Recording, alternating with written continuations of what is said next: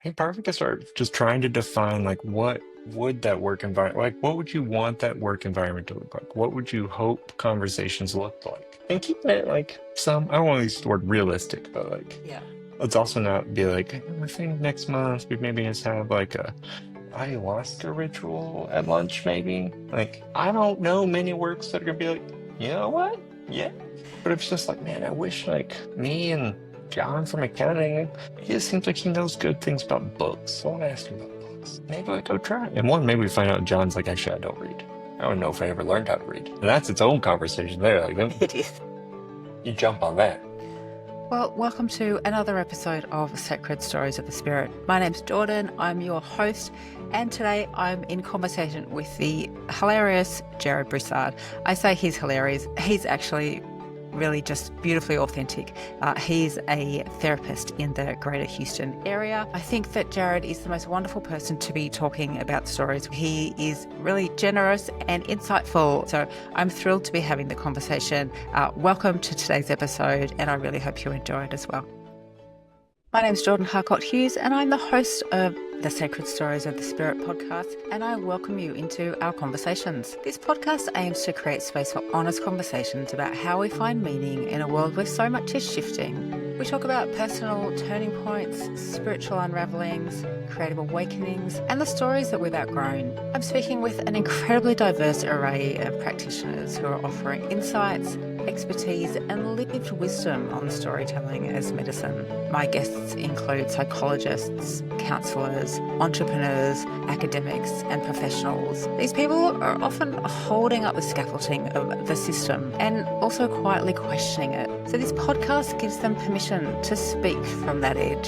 To explore more episodes, show notes, and information about our guests and the themes that we explore on the show, visit sacredstoriesofthespirit.com. I hope you enjoy the podcast, and once again, welcome. Well, welcome, Jared. Thanks for joining me today. It's lovely to have you. Thank you. I appreciate it. Tell me, what's going on in your day today? Since working here, it's a Friday here in Houston. So had a couple clients, but also like my daughter's in summertime, so took her to her art camp this morning and just Okay, having a fantastic. fun weekend with her grandmother. And so Beautiful. I was back home having a couple sessions now, Yeah, chatting with you. lovely. Great. Tell me about your life as a therapist. What brought you to feel like this was your Um, life path? I knew when I was younger, like I had struggled with some mental health difficulties myself. Nothing super awful, just I always feel bad. Like I feel like in my full sense, we'll call them kind of like, oh, just just some depression, just some anxiety.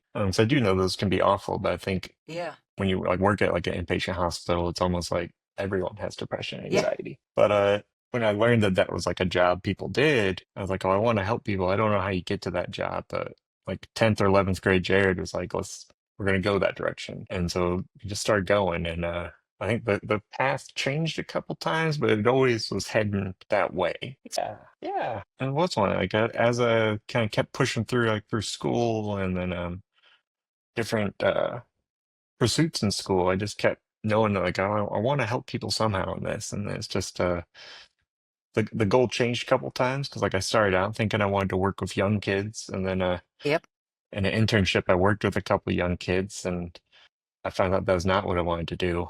Yep. Like the kids were all right, but like I wasn't super big fan of working with the parents, Yes. and Yep. those tend to be a package deal. Like it's hard to Yeah. get one and not the Yeah. other.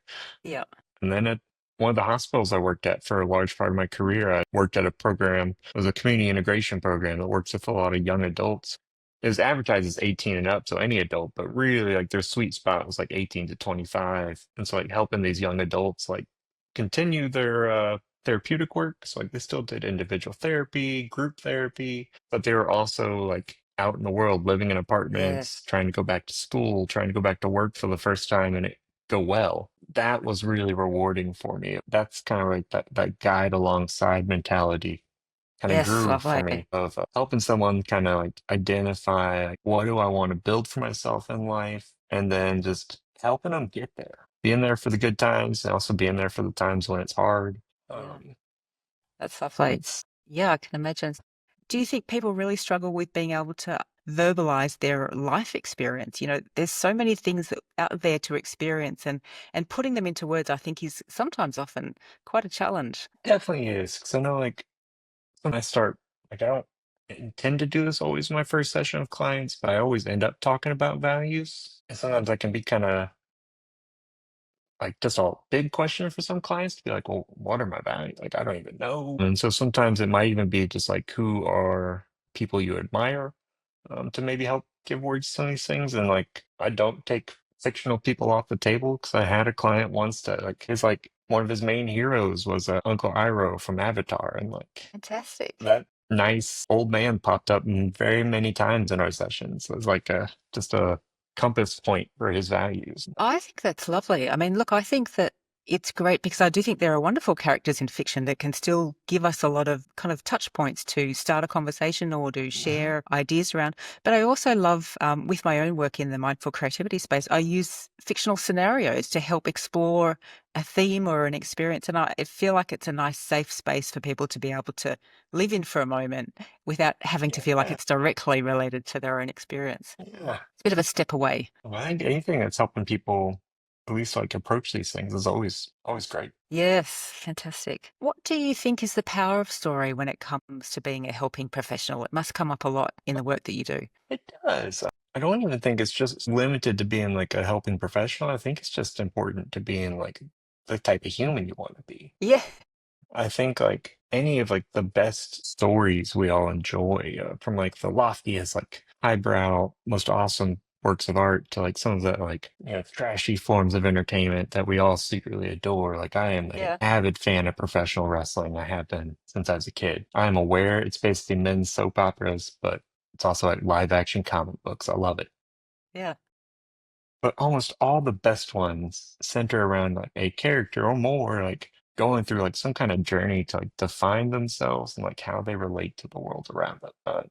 And especially for like kids or even like teenagers to young 20 somethings, they're trying to figure out like who they are and who do they want to be. But, like part of that story is like going to there. And it always makes you think of Joseph Campbell's book, The Hero's Journey. hmm, And then it has like that little circle graph. But yeah, yeah. yeah, I've It's a, seen it's a, some link online where it had it basically so many different movies and books basically identified through it. And it's like, oh, it's just everything. yeah, yeah. It's definitely it's there in a lot of things, isn't it? When it comes to stories, from my own perspective, I like how rich the landscape of storytelling is. I do think that there are helpful stories and unhelpful stories, and I think that for me, I see a lot of unhelpful stories playing out in the world. And I'm curious to know what you think. Do you look around the kind of the global landscape and see some stories that are really unfortunate in how they lead us to interpret our experience of human life? I know it's a big topic, big question, but Yeah, are there like bad things happening in the world somewhere? Or did I miss something in the news? No, I definitely agree. I definitely agree with the first part that like stories can be incredibly powerful things for change, but it also means that like the inverse is true. One that I think always pops to mind that I think I see showing up in a lot of things is this idea that like a lot of things are a zero sum game. That, if that person over there gets something, be it yes, autonomy, maybe they're getting rights, maybe they're getting anything, maybe they're just getting happiness, then somehow that means I'm not getting something or something's being taken from me. And it's just for so many of these things, especially for some of them that literally there's not a finite amount of them. Like there's not a finite amount of, I don't know, autonomy or a finite amount of yes, rights. exactly, Uh, exactly. like not to I don't know. I'm okay. I get pinned to this issue, but like the idea of like who can marry who. I had a family member that was getting upset about it, and I was just like, I don't know. Like someone else being able to get married isn't gonna like magically threaten my marriage. Let them, I guess. Like Yeah, yeah, they deserve the happiness and frustrations that come with marriage just as much as anyone else. Like, yeah. um. I know, so it's just this idea that like if someone else gets something I don't, it just seems like it only stands to like create conflict. I think I love that. And I think there's something in there that's around a poverty mindset where we're scrambling. There's Yes. only so much to have. Yes. I can't remember what the other word was, but it was like scarcity versus abundance. Yes, yes, This idea of like I'm aware there are some things on this planet there are a finite amount of. But for a lot of those things, like, we probably have enough to like most people can probably have some if they're at least shared in an equitable way. yes. Which that might be an entirely different conversation about the world. And Yeah. it's just, I No, I think, mean, It's an interesting landscape to explore because I mean you're right. There's no limit on how much laughter there is in the world, or that you could have in the world, for example. Is there? Yeah. It's Or this idea that like there has to be one thing that makes us laugh. It can almost just be like it's a buffet. Whatever thing you enjoy, go eat that part of the buffet. When I'm at a buffet and they have like a fish dish, I'm not a big fan of fish. I'm not like, oh, why would they serve this stupidest buffet ever? I'm just like, oh, that's for somebody else. And then I move on. If it was all fish, I would then wonder why did I take myself to that buffet? Sometimes it's just realizing that like it's gonna be okay. Like yeah, like you said, like there's no limit of laughter. Like, I'm hoping we got that one for all time. Yeah. Yeah, perfect. I love it. Thank you. I love the idea of the buffet. Something for everyone. And if there's not something for you, go find another buffet. There's probably another one out there. I have to be honest that I stole that from a podcast interview, a professional wrestling one, because it was about the idea of like there's a lot of different kinds of wrestling. And so it's like if it's not the one you like, go watch the one you like. Like don't complain about the Exactly. one you don't like. I think it's applicable to so many different experiences and walks of Yeah. life and, landscapes. So yeah, it translates nicely, in this podcast as I well. shamelessly borrow liberally from professional wrestling in all my walks of life because apparently not many people I work with watch it. So they just think I'm really No, witty. I certainly don't. Yes.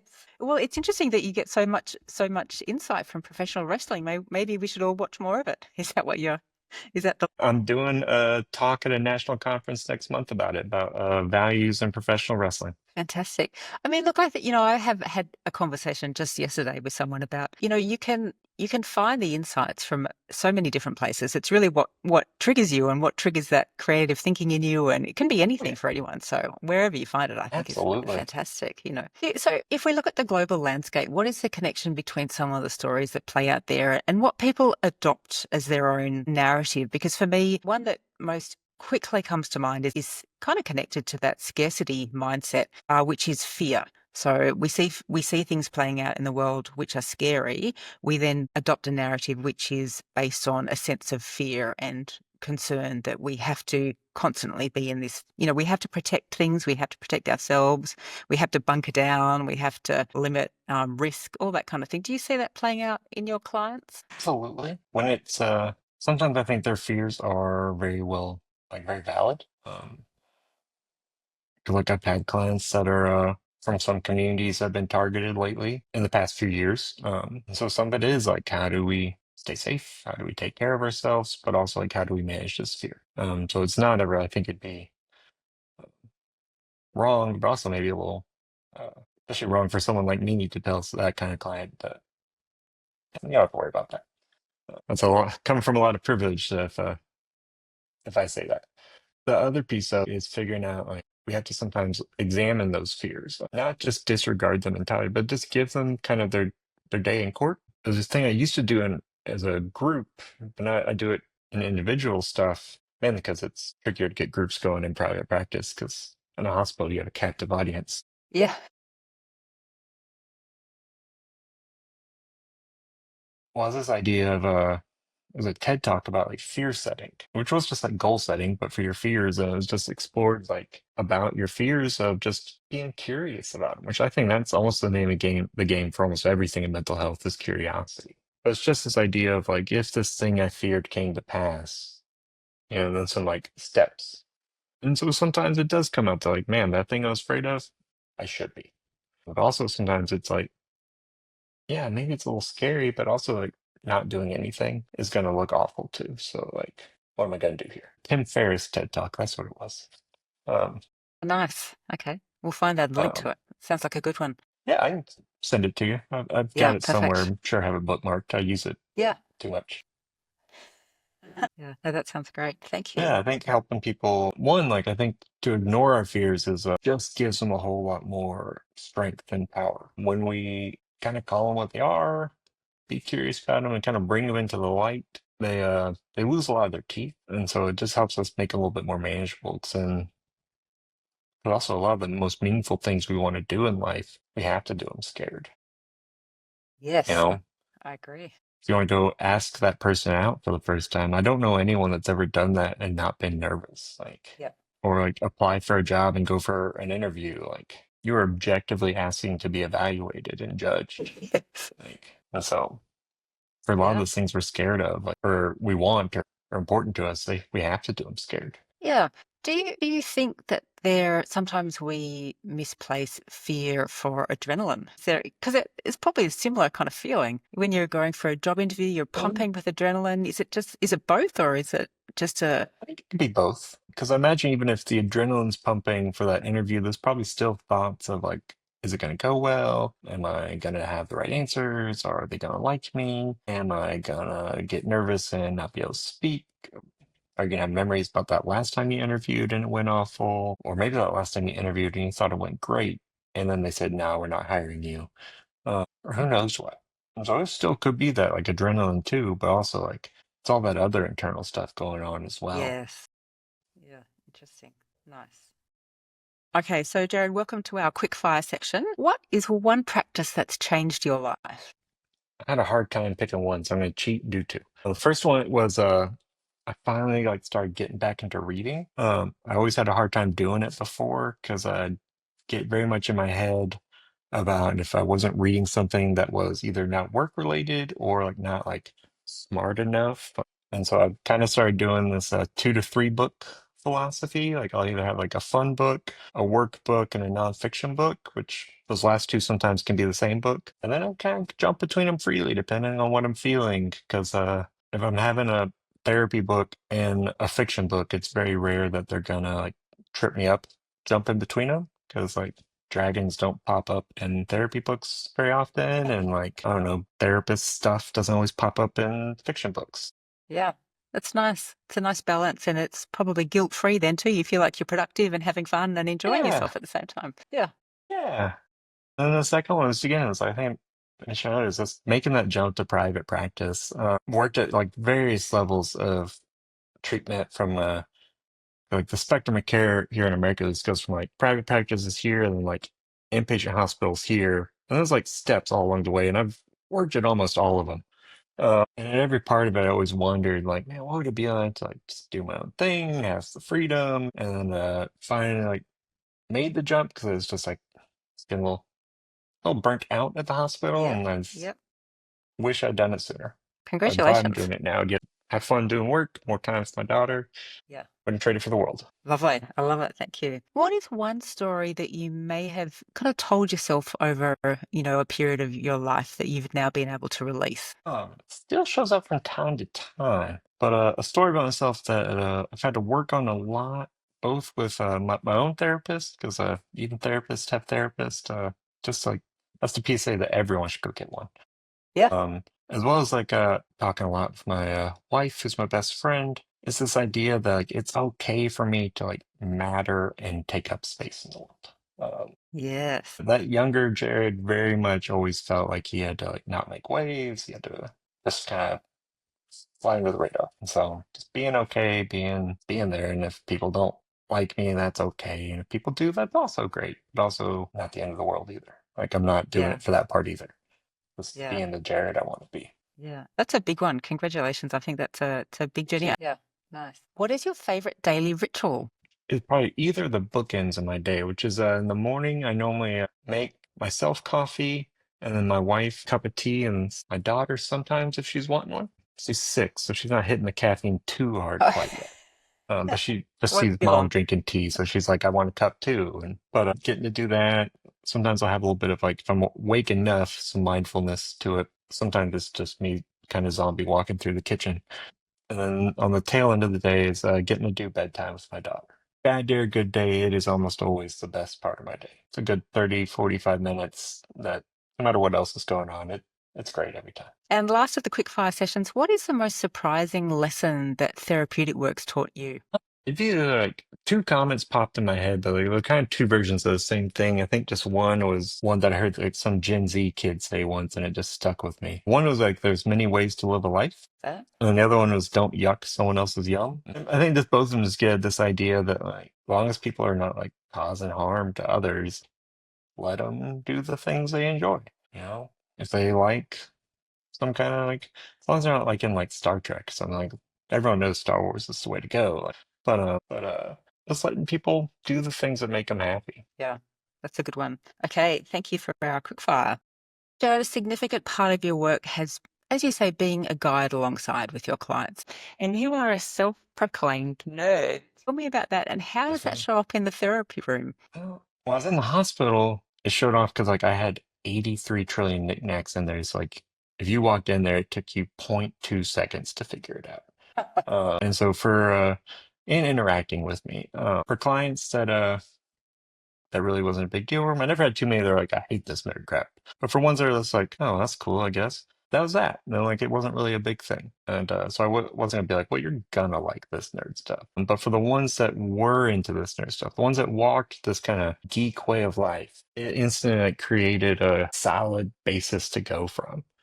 You know, because they would come into my office and they'd see stuff like a giant hammer. Interesting. That's not what I Yeah. was expecting. Oh, I'm not even done. But I mentioned that talk I have next month. I went ahead and bought something for it. Wow. Are you going to wear Uh, Heck yeah! that? Fantastic. Fantastic. It has my logo on it, so it's a work expense. Oh, it's got your logo on it. You had it custom made. On the side plates, yeah. Fantastic. But just all kinds of stuff. Like I have a painting of a luchador over here, all kinds of stuff. Some of it was just because they're things I love. Some of them were things to just maybe create a conversation. Because this is mainly at the hospital. When people meet with me now, the majority of them are paying for them sessions themselves, so many of them want to talk to me. At the hospital, this was not always the case. It'd be some young adults that their parents were paying, and so they'd still kind of have this attitude of like, I don't want to be here, I don't want to effing talk to you. And so I'd be like, all right, cool. And then like a couple minutes in, they'd like peer behind me and see they're like, I don't know, Lord of the Rings or some different comic book on my shelf or one of the like 19 other Funko Pops I had. And they'd like ask a question about that. And then we'd talk about that for a little bit. And then those thicker, wittier ones would catch on when I like pulled the conversation back to what I wanted to talk about. So about midway through, they'd be like, you son of a bitch, you just got me, didn't you? I'm like, yes, I did. Just to like not get boiled down with their like, I don't want to talk to you piece. So it was also like a little bit of a tool. Which, to be fair, the giant hammer, I really had to make a good convincing argument to the nurse for my unit when I got it, because she had some feelings about, even though I was in an office, like me having a 17-pound hammer in my office. Yes, I can see that. Yeah, I don't know why. My counter argument that if like a client had gone through like I think it was like 5 locked doors to get to my office to get the hammer, they were on a dedicated mission. We could not have stopped them, and they passed like 82 potential weapons on the way. Like so many systems failed, Nice but in logic like there. 4 years, no hammer related incidents. No, nice. Yeah, very A nice. number of clients ask if they can lift it, and my response was always, if you're worthy. Yeah, it's a nice challenge. Yeah, good. And I mean, it's this only is 17 pounds, so most all of them can. But okay. Yeah, very nice. And I'm sorry, go ahead. my last question for you is something that I'm always interested in, and particularly I'm interested in it from a therapeutic lens, which is the world of work, the world of being productive and, going into our workplaces and workspaces and having conversations with our colleagues. And for me in my lifetime, I think I've found it that the world of work can be a little bit lacking in the nourishing conversations. We're so busy with being busy and getting stuff done that it can feel out of place to have a deep and profound conversation. The water cooler conversations are really hard to move into a space that can feel, for me, the nourishing conversations, which can be about sacred practice, spirituality, what we're doing with our lives, the big questions. And, maybe you see more of this when people are, really ready to kind of delve into this in therapy. But what can we do you think, to make the world of work more nourishing for people that don't want to leave that part of themselves at the door? I think of like everywhere I've worked, unfortunately, it's a bunch of therapists. So like we love these kinds of Yeah. conversations. The only thing that stops us is like, oh, I got a group, I gotta go. But if it's like, how's life? Then like we're not like we will also sometimes be like, it's fine.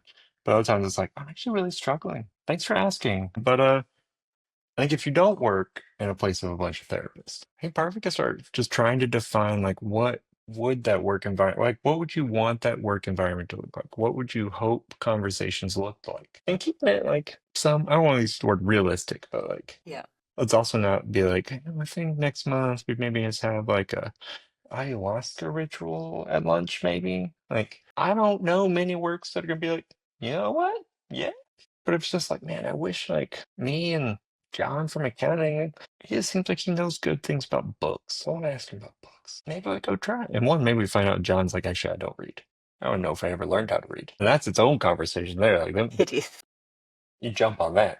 But I think once you start to define, like, what is that maybe that work environment you would hope to foster and build with as much like autonomy or capacity as you have, and then start to try and take steps to build that. You know, if there's questions you would really hope to be asked, maybe ask other people. If there's and I always think it's hard to get like workplace activities going. So I always think like 85% of the people that get that email are just going to roll their eyes. I say that as a very much person that would have rolled their eyes to that email. And again, a therapist, we're supposed to be nice about these things, but still, many of us have been like, I'm not going to this. Yeah, I know. But if it's True. just one, like, I wish we talked more. Like, go try to talk to somebody, and know that when you go try to do so, there's going to be that nervousness that comes with you that says, like, oh, don't go do that. They're going to think you're weird. They don't want to be bothered by you. It's being like, yeah, I hear you, voice in the back of my head, but you're going to pipe down. We're going to go try it. If it goes awkward, a month from now, the only person that will remember is you. Um, Unless you really make a scene of it, like you like flip tables or something. But even then, like a year from then, they'll just remember that one person that flipped the table. They won't remember it was you. But also, what might happen is you go talk to that person and you'll have a lovely conversation. And even if it doesn't radically change the work environment, maybe it does create one though where you talk to people at work, and so your work environment changes. And that seems worth doing. Yeah, I love it. I love it. Thank you. That's made me smile and made me laugh and made me think. So perfect combination. That's normally what I go for. Yeah. Lame jokes and a bunch of nerdy references. That's a Very special nice. brew I got going. Yeah. Okay, so Jared, where can people find you and connect if they want to? Yeah, so websites over at www.thumos.life, and Thumos is spelled just Thumos, where it has all my information as a therapist. Which, if you're in the Texas area and are looking for a therapist, feel free to reach out. I'd love to help you out. If you're not and you have random therapy questions, always love to help people, even if it's helping them find somebody. If they're more therapy sounding questions, though, the answers will have to unfortunately come from Jared the human, not Jared the therapist. But I love talking to people about this stuff. Or if you just want to email me about random nerd stuff, I love talking about that too. Well, thank you for the conversation, Jared. Take care. And